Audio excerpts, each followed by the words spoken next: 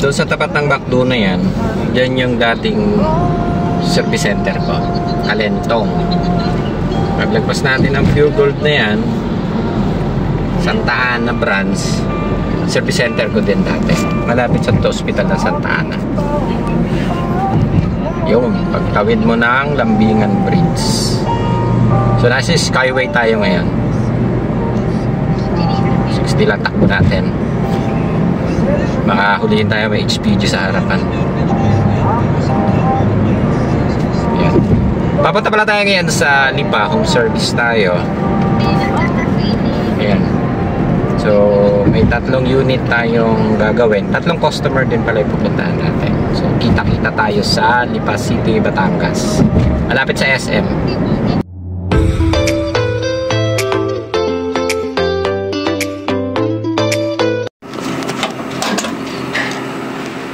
Tirador. Ayan na yun. Pinasok ng butike.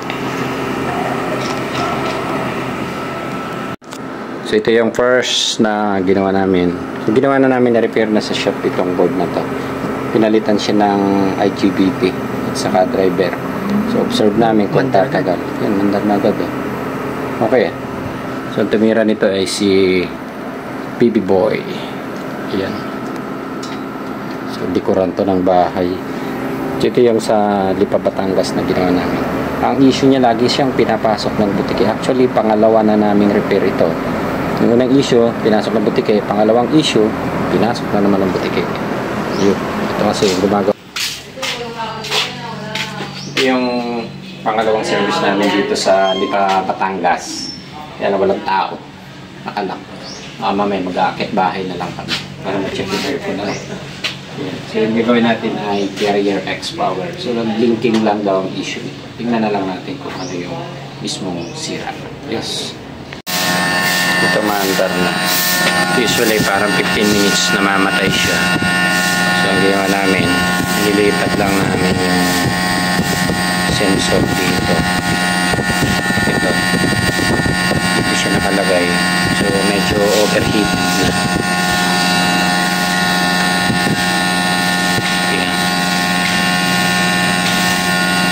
Tinanggal ko muna ang EEB pansamantala, pero yun, hindi na siya namamatay. So, nabubuhay siya. Yung EEB niya medyo tingin ko nagkakaroon na ng problema. Ngayon nakatanggal yung EEB, umaandar siya ng tuloy-tuloy. Pag nakakabit to mga 15 minutes, namamatay na siya. So ginawa ko, nilinis ko na lang muna ulit. Pag maglolo ko, papalitan na natin ng bago. Yun.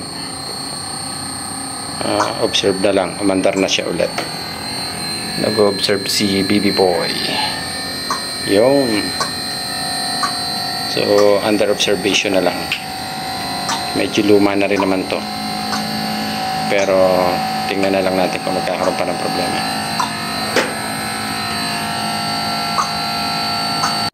So ayan, pinagligpit ko na ng gamit. Naka 30 minutes na, hindi na siya nagkaroon ng problema. Yun. So actually nagdala kami ng pang-actual din na board. So ayan, para makasigurado din kami.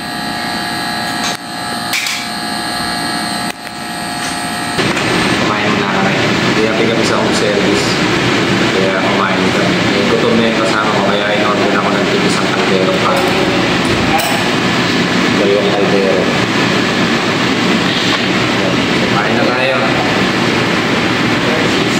Sa bahay na namin itutuloy yung board na gagawin namin. Kasi pinolaut na gabi na, tinatamad na kami yung repair doon.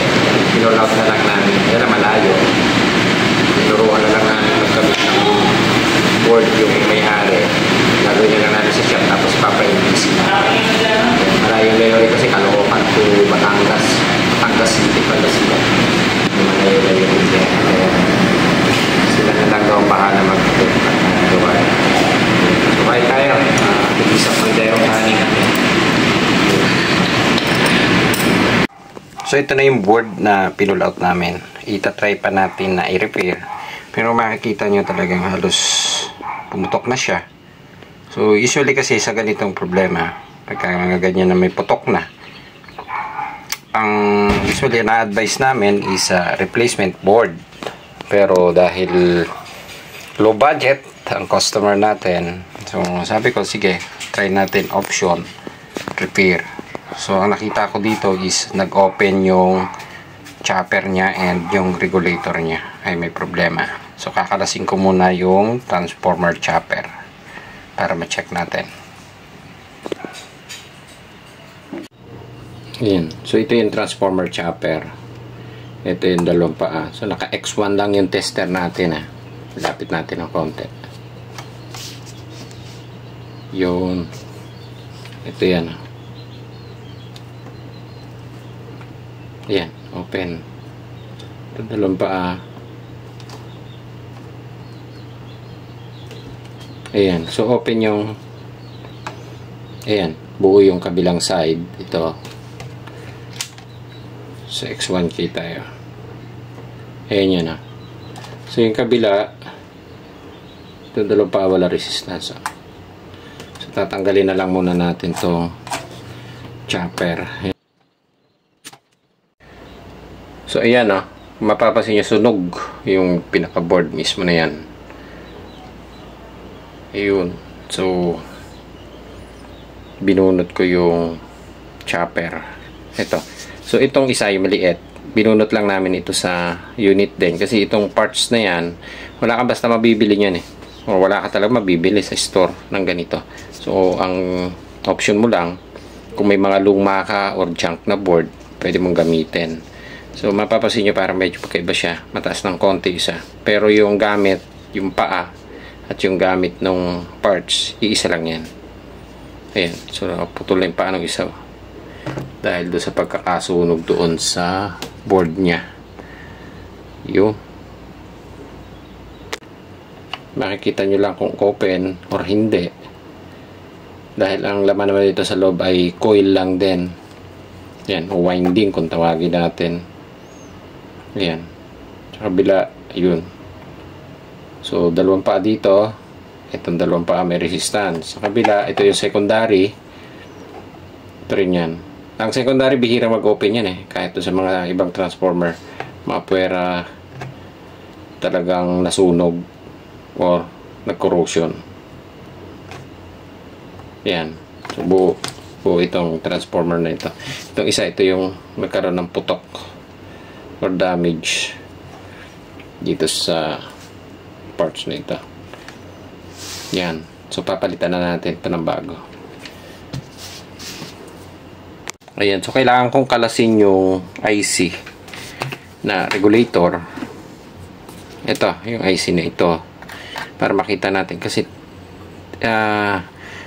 tingin ko pinasok siya ng butike or something na naninira. Pero malamang to butike ito. Kasi may natira doon sa may part na to. Siguro nahulog. Kasi yung tayo ng board na yan, nakatalikod siya ganon. Sumaring nahulog na doon sa loob, hindi lang namin napansin ng pagkakabaklas nito.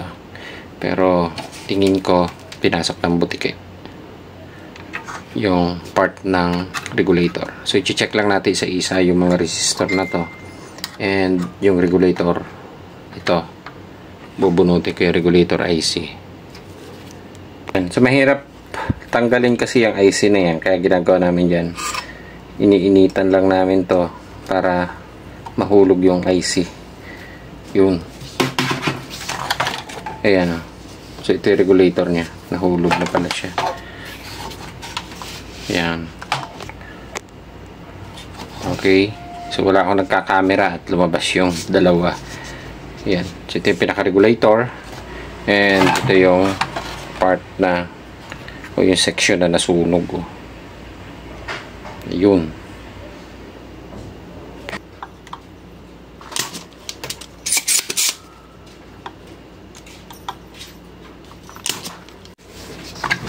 Okay, so linisan na muna natin to.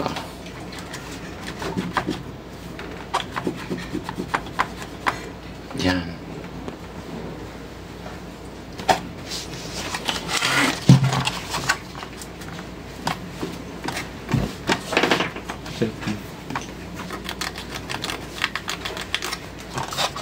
So, ito na yung IC.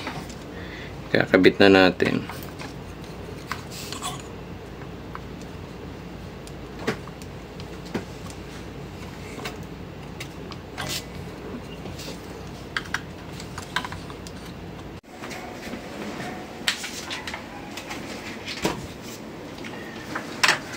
So ayan, ikabit na natin yung regulator. Actually, madali lang naman talaga ito i-check.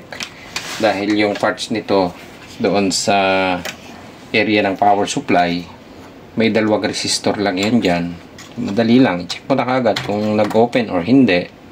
Katulad niyan, good naman siya. 1.8 ohms. Yan. So may waran tayo 1.8 ohms. Then, yung isang resistor ay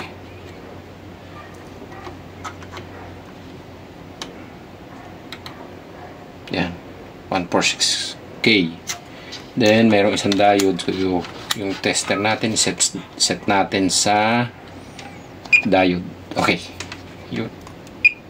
Yan, 0.4. Buo yan. Then, ito. Okay, buo din. So, check nyo na lang yung pinakamalapit o yung nandito sa paligid na yan ng power supply. So, usually, secondary, kapag nadamay naman yun, minsan na secondary, hindi naman siya nagkakaproblema. So, yung primary lang talaga din. Then, check natin yung photocoupler. Hindi ko na binunot yung photocoupler. Pwede naman siya kasi makikita nyo yan dito kung nagkaroon ng short yung optocoupler na to. O photocoupler. Ayan. So, burst natin. Okay, so wala namang naging shorted. Yan. Okay. Then, ito yung ating transformer chopper. So, sa transformer chopper naman, pag binunot nyo, hindi naman kayo magkakabaliktad kasi magkaiba ng pins. O yung paa niya. Ayan. So, pasok na siya. Okay na.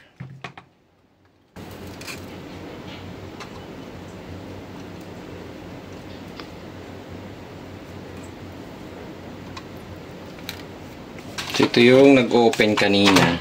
Sama yung tester boy. Yan. Buo na siya. Ito yung pangalawang paa na nag-open. So, sa secondary, wala naman tayong nakita. So, ayan. Nakakabit na. Yung dalawang resistor, ito. So, good naman siya. Yung mga capacitor kasi bihira naman nasisira yan. Pero pwede nyo lang bang i-check. Kaya lang capacitance checker ang kailangan nyo. Capacitor checker. Ayan. Then dito, usually yan, kapag ka nakuhanan nyo ng shorted, ito kasi yung regulator ng 7805. Kapag nakuha mo yan na shorted dito, usually, may shorted ang system niyan. So, wala naman tayo nakuhang shorted sa system. Ayan, reverse natin dito. Ayan, so yung pinakadulo na to, ito, ground yan. So, yun yung negative. Then, input and output. Ayan, wala naman tayo nakitang shorted sa input.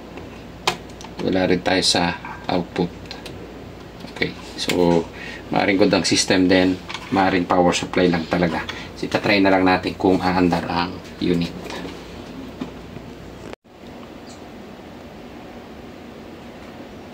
Ayan, dito na. Okay, so wala naman tayo nakitang ibang shorted, pero usually, double check nyo na rin siya. Resistance lang ulit kayo. Ito lang naman yan eh. Tatandaan nyo lang, dalawang resistor lang yan na nandyan. Oh. Then regulator, photocoupler, chopper, then diode na yan sa secondary. So, kukunti lang yung parts. Pwede nyo isa-isahin na i-check yan bago nyo paandarin. Ayan. Tulad nyan. Sa resistance. Ito. Yung resistor na yan, usually nag-o-open yan. Pero dito naman buo siya. And then, itong isa. Ayan. So, good na siya. Wala naman tayong nakitang shorted doon sa secondary. Then, i-check na lang natin ang supply. Tingnan na rin natin kung mag-on. So, pag nag-on to, usually okay na yan. Dahil wala naman tayong ibang nakitang problema o shorted doon sa ibang parts niya. Yan. Boom. Yun. So, nag-on na ang power niya. So, punta tayo sa power supply. Check ng DC. Ito yung 5 volts. Usually, pagka mayroon ka dyang nakuha, wala kang short doon sa secondary. O wala kang shorted sa system. Ayan, meron tayong 12 volts. Yun o. So, medyo ilapit mo ng konti doon sa 12. Yan. Ito yung output niya na 5 volts. Yun o. Meron. Maliwanag yan. Okay. So, dito, ito yung makukuha natin. Ito yung 12 volts. Dito, ito rin yung 12 volts dito. Sa kabila. Then, dito, tingnan ko kung makukuha ko ha. Ito yung, ayan, 17.2. Yan yung papunta doon sa 15 volts natin. Tingnan natin kung may output ito. Ayan. So, meron tayong 40.7. Pag balance ito, good yan. Yan. Usually 15 volts yan eh. Okay. Ayun. So, okay na yung board natin. So, ang naging aberya natin, yung ating transformer chopper. Tanggalin na natin ito. Yan. So, nasurog siya. Nag-open. Then, yung ating regulator. Ito. Yan. Okay na. So, gumagana na yung unit natin. Ayan. Okay. So, ito yung pull-out namin na board na galing ng Batangas pa. San Pascual, Batangas. So, pinull-out na lang namin dahil medyo matatagalan kami. And sureball naman kami na outdoor yung problema. Dahil, unang-una, putok na nga yung power supply. And, ayan, umandar na siya. So, ito yung sabi ko sa inyo, kasi minsan, ang nagiging problem natin sa home service, kapag tin-troubleshoot natin doon na nag-focus tayo, medyo nauubos ang oras natin, lalo na kung electronics ang pag-uusapan. Kasi may mga problema ang electronics na hindi mo kagad makita-kita ang trouble kung doon mo ginagawa. So, may mga tinatawag natin na bangungot. So, katulad ng ginawa namin na isa na usually 30 minutes namamatay ang compressor. So, hindi natin makita kaagad yung eksaktong problema. Kaya, minsan, ang ginagawa namin, kapag nagpupunta kami ng home service, nagdadala kami ng board na may available kami dito para mabilis ang troubleshooting. So, ginagawa lang namin yun kasi ang hinahabol namin yung oras. So, katulad nun, galing kami ng North Caloocan, tumakbo kami sa Batangas. So, 3 schedule namin. So, nauna yung Lipa, 2 doon sa Lipa. Then, nagawa naman natin, natapos. So, yung pangatlo, medyo palayo dahil malapit na sa city ng Batangas mismo. San Pascual na siya. Ayun. Medyo malayo-layong takbuhan pa. So, ang hinahabol natin din kasi oras. Ngayon, kung magpo-focus tayo agad doon sa troubleshooting na matatagalan tayo. So, usually, 1 o 2, mahirapan tayong tapusin. Katulad nito, medyo matatagalan din. Ginabi na kami. Kaya ginawa namin, pinull out namin, then tinuruan na lang namin siya kung paano i-plug yung mga socket nito. Dahil plug-in lang naman din to lahat. Sasaksak lang dito, 1, 2, 3, 4. So, 4 lang na magkakaibang socket. Pwede lang paandarin. Madali na lang. Then, ang gagawin na lang natin, paandarin na natin dito. Hindi observe natin yung board dito sa amin. Then, ito, ipapadala na lang namin through LDC. Pwede na siyang kumuha ng technician doon or siya mismo magkabit. O kung magkaroon kami ng oras, kami mismo ulit ang magbabalik doon sa unit. Ayan. So, okay na yan. So, naging issue lang natin talaga yung chopper na nasunog and pumutok.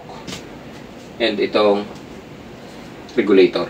So, ang naging dahilan, maaaring pinasok siya ng insekto or butikik doon sa pinakaloob. So, ang eksaktong tinamaan naman ay doon sa area ng power supply unit. Sabi ko nga sa inyo, madali lang naman din i-repair to. Regulator, chopper, makikita nyo naman yan dito.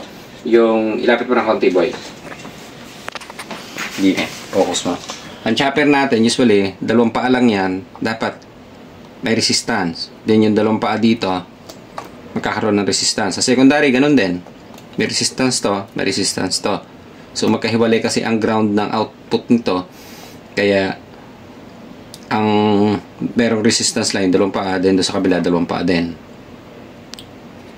Yan. So, isang 12 at saka 12, 5, and 15. So, nakuha natin dito is 17. Dadaan pa ng regulator, papasok doon sa ating IPM na magiging 15 volts. So, okay na naman ang power nito. Ayan. So, actual na lang natin sa unit. Ayos. Okay.